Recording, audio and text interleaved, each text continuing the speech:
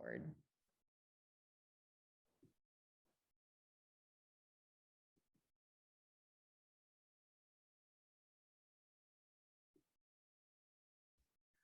Okay, hello and good evening. Need to get back to the beginning of my slide deck here. Hi, and thank you for joining us. My name is Emily Price. I'm the Senior Director of Admissions and Professional Transformation for the Asia School of Business, and I'm joined tonight by our wonderful alumni, Zoe Tate, who graduated from the ASB MBA program in 2020. And we're here to talk a little bit about how MBA programs can bring value to female entrepreneurs. So before we actually dig in a little bit and have a conversation about this topic, I just wanted to set a little bit of context for people that maybe aren't as familiar with the ASB MBA program. So we are a new business school based in Kuala Lumpur, Malaysia. We were launched out of a pretty unique partnership between the Central Bank of Malaysia, Bank Negara, and the MIT Sloan School of Management. We launched our first MBA intake back in 2016. So in many ways, we are still a business school startup. So really at the heart and core of our DNA is really this kind of entrepreneurial spirit, which I think ties in well to our theme for tonight. And the mission of the Asia School of Business is to become a premier school of management recognized by its ability to build principled and transformative leaders who will contribute to the advancement of the emerging world, especially here in Asia. And I wanted to just spend a minute just providing people with a little bit of a framework to think about, as they're evaluating different MBA programs, how they can sort of think about a framework of evaluating in the sense of how things are going to potentially contribute to their kind of entrepreneurial journey. So how the MBA can actually bring value to entrepreneurs. And the three main buckets that I'm kind of looking at are the curriculum, or the kind of development of skills through the actual academic side of the program, the support services and the facilities, and then the sort of broader ecosystem. So for looking at the ASB MBA program on the curriculum side, I would highlight that we have a very experiential-based curriculum that includes 5 different action learning projects with real companies around the region that really enables you to kind of take what you're learning in the classroom, apply it to actually add impact to a company, and really sort of help develop those sort of interpersonal and technical skills in a kind of real context. We also have an entrepreneurship track that spans the 4 semesters of the program, and an opportunity during the summer for an entrepreneurship track that allows students to apply for funding from the school, spend some time developing their business plan, doing market research, getting support from faculty members.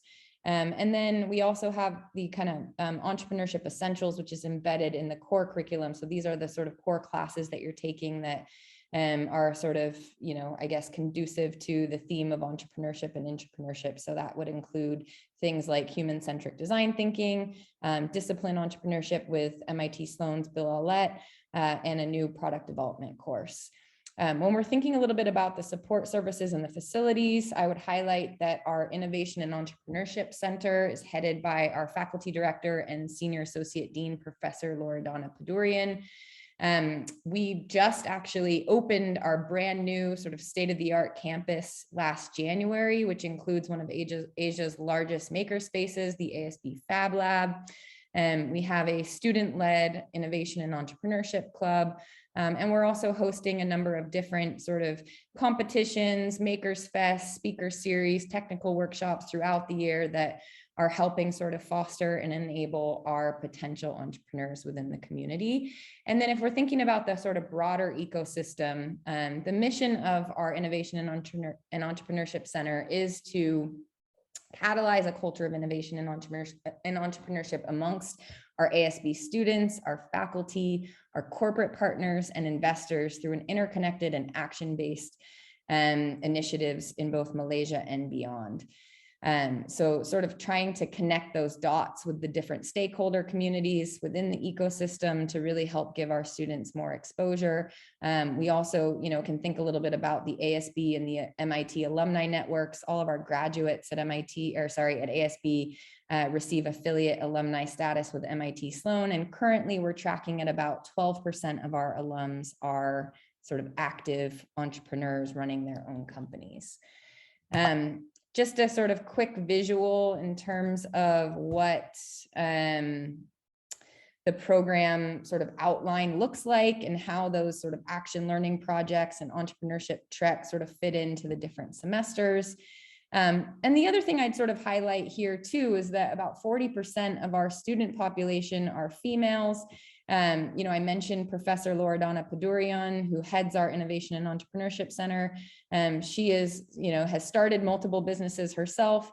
I have actually founded a business here in Kuala Lumpur, and then we've obviously got Zoe here with us as well, who has a pretty successful entrepreneurial track record. So I'd kind of highlight that we really foster that sort of supportive community. About 55% of our staff at ASB are also female. So if we're thinking specifically about how we sort of foster that community amongst our female population, I would highlight how supportive the ASB community is in that regard. So I'm going to introduce our alumni, Zoe Tate, who is joining us tonight. We're really excited to have you with us, Zoe. I think, you've kind of come from somewhat of an opposite entrepreneurship MBA journey in the sense that you actually came into the program as an entrepreneur rather than sort of deciding you wanted to use the MBA to pivot into entrepreneurship. So by way of introduction, I was just hoping that you could share with us a bit about your pre-MBA background and experience, and then your decision to do an MBA and sort of where you've landed post-MBA. Yes, of course. Thank you for having me. And indeed, for me, the journey pre-MBA was one of entrepreneurship. I moved to Malaysia in 2011, and that is when, and 1 year after that, I started my first business here. And for 6 years, so from 2012 to 2018, I worked on a couple of initiatives, right? Social enterprise, sustainability initiative, an ethical fashion brand, and then ultimately an education startup. That is sort of after a couple of years, ASB actually opened in Kuala Lumpur.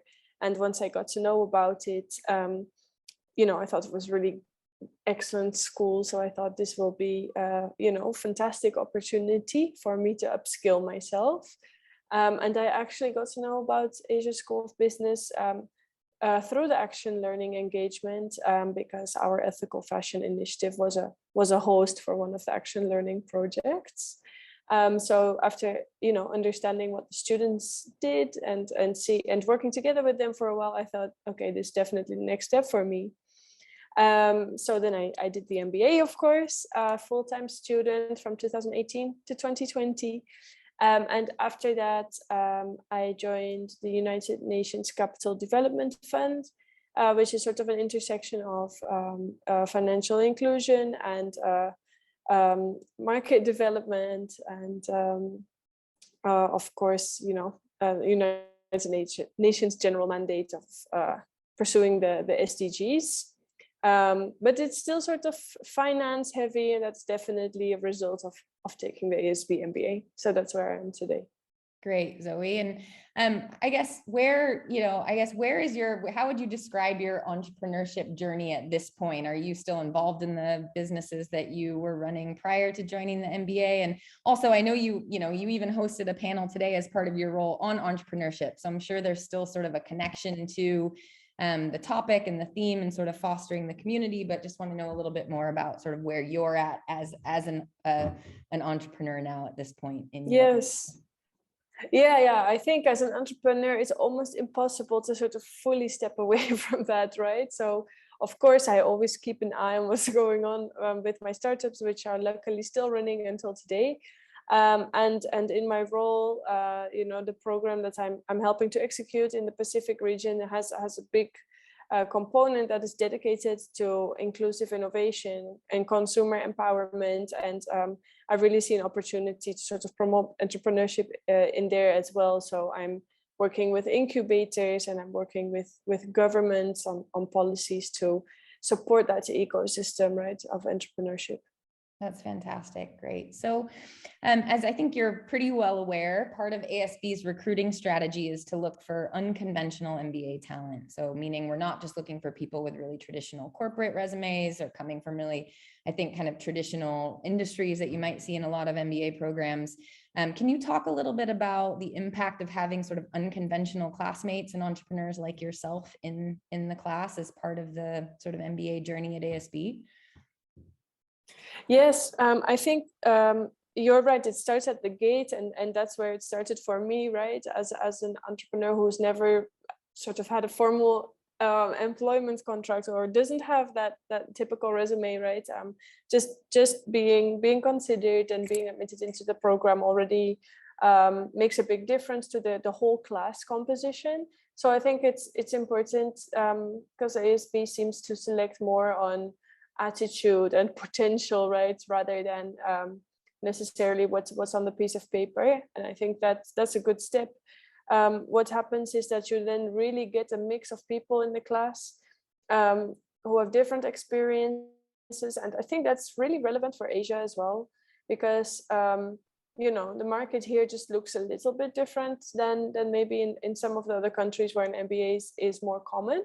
So having self-starters, having people who are involved in family businesses, as well as those involved in multinationals or large government-linked companies, right? That really brings in a dynamic and a balance and those diverse perspectives, which ultimately makes or breaks your MBA, right? The discussions that you have with your classmates and the collaborations, yeah. Yeah, and I think in particular that really comes to life during your action learning projects. So maybe you can highlight one or two of that kind of team dynamic where people from really different kind of backgrounds were working together to provide a solution to your action learning host. Maybe you can share a couple examples with us today. Yes. Yeah. I think in general, right, action learning is a good sort of, it mimics life as an entrepreneur, because basically you are in charge of the client, right? You are the one that has to define the scope, and within your small team you have to deliver some results. So that in itself is not unlike starting your own business.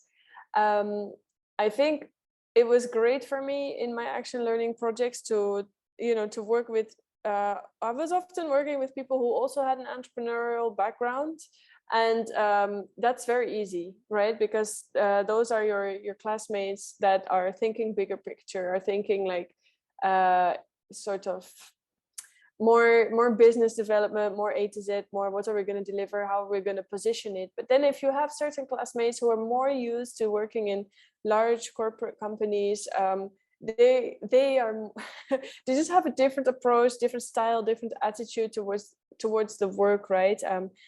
And they're perhaps digging into some of the details a bit more, double checking some things a bit more used to processes and procedures.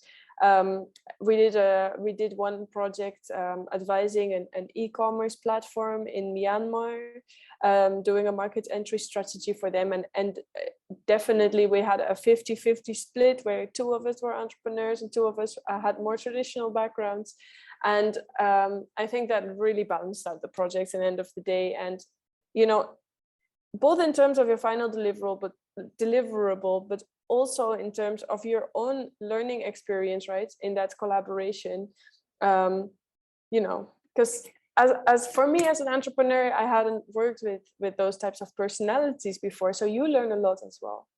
Absolutely. And I think the flip side for those that hadn't necessarily had an opportunity to work in an entrepreneurial environment, kind of getting the opportunity to work on projects with you was certainly probably a rich learning experience. So is there anything that you would sort of highlight in terms of support that you saw from the school when it comes to helping kind of foster entrepreneurship? Any perspective on how ASB supports people with sort of entrepreneurial aspirations? Yeah, I mean, you mentioned already at the beginning that ASB is sort of a startup business school, right? And in that sense, I think that to an extent, the curriculum and the experience is still much being co-created, the faculty together with the staff, but also with the students. So whenever I reached out to anyone in the faculty team for support, feedback, ideas, there was sort of always space for that, even if it wasn't defined by the curriculum, which that's I think really essential for people who are entrepreneurial in nature, because they are obviously going to want to do something that's not in the rules, right? So I think like that, and you know, that energizes people with an entrepreneurial spirit when there is space, right, for such explorations. And I very much felt that at ASB. I also got a lot of, when I did prepare a business pitch for a project, I did get a lot of support from the faculty and the senior management of the school as well. Everybody made some of their time available to listen to me pitch and to give me feedback, which is unique, right? To get sort of, I would say, the top 10 people from who are running ASB to all make time for that. I mean, I think that's quite, you know, it's quite unique, and I really appreciated that. Yeah, I think it's definitely one of the advantages of being in a still relatively small community, is that the visibility you get kind of at that level can be quite significant. So if you're serious about, you know, wanting to get your ideas in front of people, there's certainly an opportunity for that. We talked a little bit about action learning. I just, you know, want to get your perspective if there's anything else from either, you know, the course material or any of your other experiences through the MBA program that really sort of helped you develop sort of interpersonal or more technical skills that you think would be useful for people that are maybe thinking about starting their own venture, or kind of a longer term trajectory into entrepreneurship.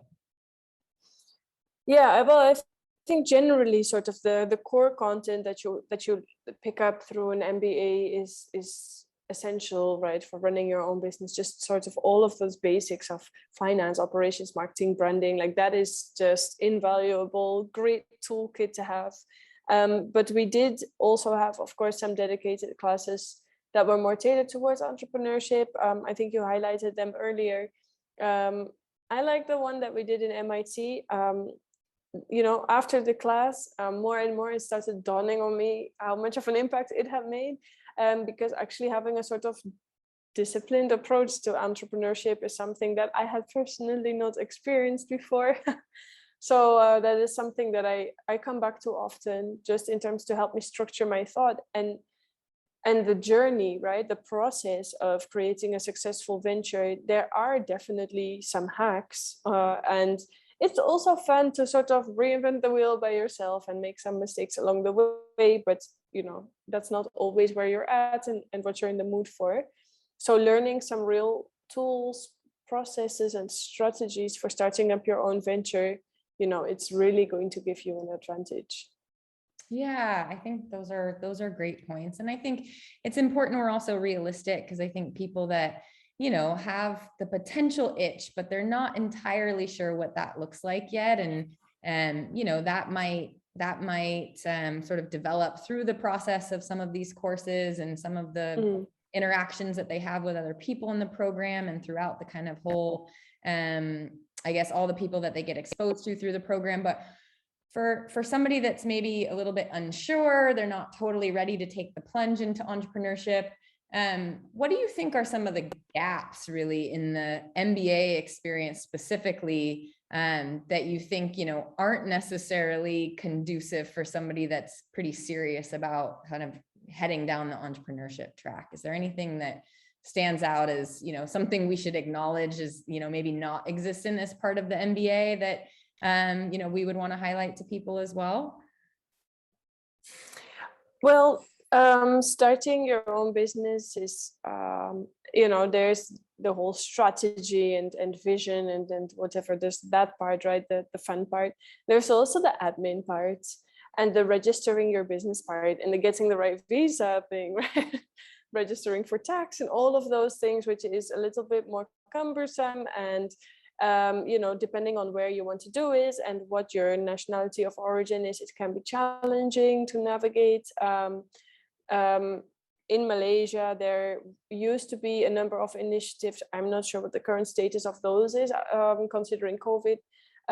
But still, you know, if you don't speak the language, those things can be a little bit tough to navigate. I had been approached multiple times by ASB students to ask how I did it, right? And to be honest, I did it because I had Malaysian business partners, so that was a bit of a shortcut. But that is something that is, I think, always challenging to navigate, especially if you are not Malaysian. Yeah. And I think that probably, is a pretty fair statement. If you're, an international student sort of entering a new market anywhere, I think those are going to be some of the challenges that, you want to be thinking about. So thank you for highlighting that. And really, I think my last question for you today is just reflecting back on your MBA journey. Is there anything that you learned that you wish you had known previously as an entrepreneur, or something that you would even apply to a new venture if you were to start one in the future? Yeah, I think it would, everything.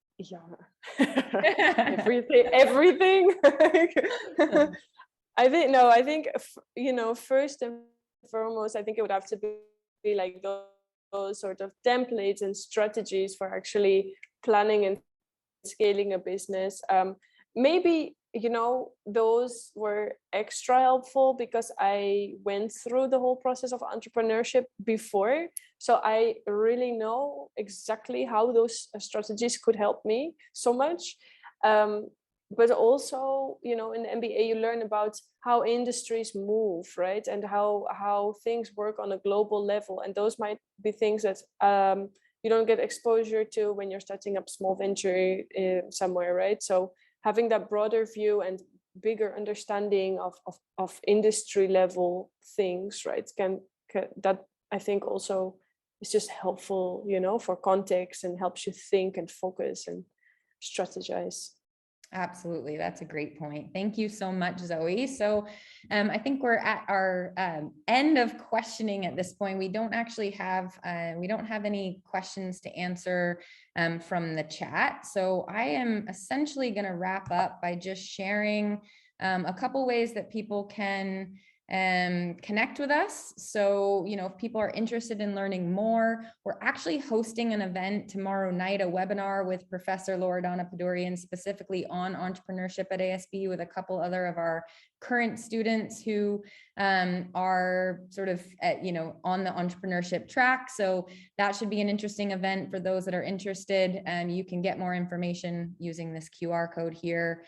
And you're more than welcome to schedule a call with me or the broader admissions team. If you're interested in speaking with more of our alumni, you can connect with us on Unibuddy.